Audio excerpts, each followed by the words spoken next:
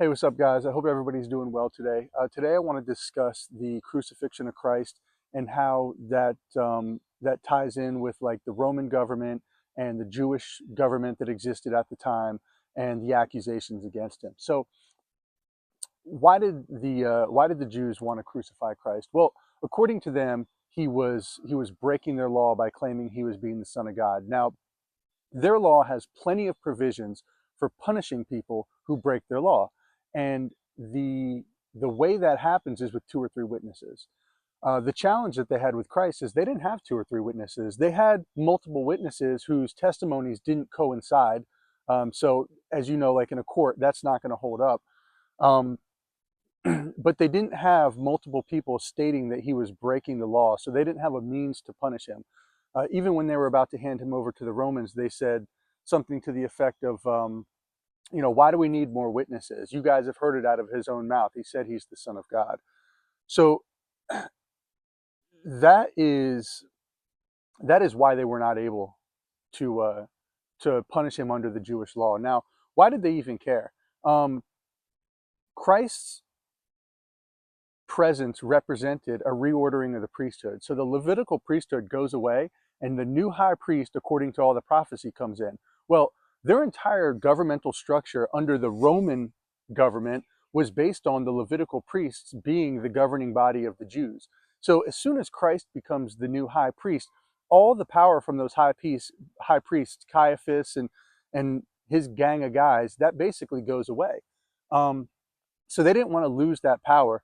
And then if they were to allow Christ to continue to preach what he was preaching, it would have created like a revolt within the Jewish people. You know, the people that chose to follow Christ and saw that he was the Messiah would revolt against the Levitical high priesthood, and then there would be infighting there. And the Roman government is just going to say, hey, look, we don't want all this. Just squash it all, get rid of it. Everybody goes away. At the time, Caiaphas prophetically said, it's better that one man should die for the people than everybody should suffer. Now, what he was saying at the time is it's better that we kill Jesus so that his people stop revolting and we don't have these problems between the Jewish government and the Roman government. But what he didn't realize he was saying is prophetically, it's better that one man should die for all the sins of the people so that we can all have salvation through Christ. Now, when they tried to hand Christ over to Pontius Pilate, he was like, hey, look, he didn't break any Roman laws. He didn't do anything wrong. So we can't crucify him. And Caiaphas basically said, well, he broke Jewish law, and the Romans found no fault in him. The Jews technically couldn't do anything because they didn't have two or three witnesses to go through their legal process. And ultimately, he ended up being crucified as an innocent man.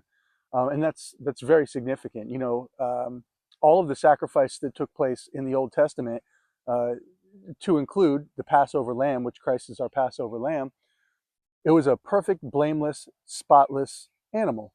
And Christ was perfect, blameless, and spotless because he never sinned. The Jews could not find fault in him, so they were not able to punish him under their law. And the Romans did not find fault in him, but they were a little bit more loose on how they handled things. And essentially, the priesthood was handing him over and saying, hey, look, just crucify this guy so we don't have any problems. Pontius Pilate famously washed his hands and said, hey, look, his blood is not on my hands. I'm innocent of this. And Christ even said to Pontius Pilate, he said, hey, look, this is not on you.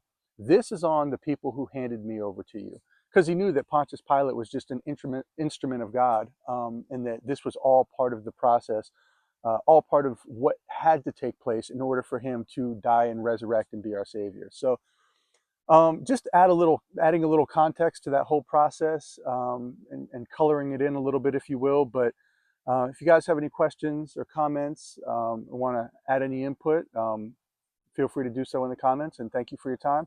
Again, I hope you have a wonderful day.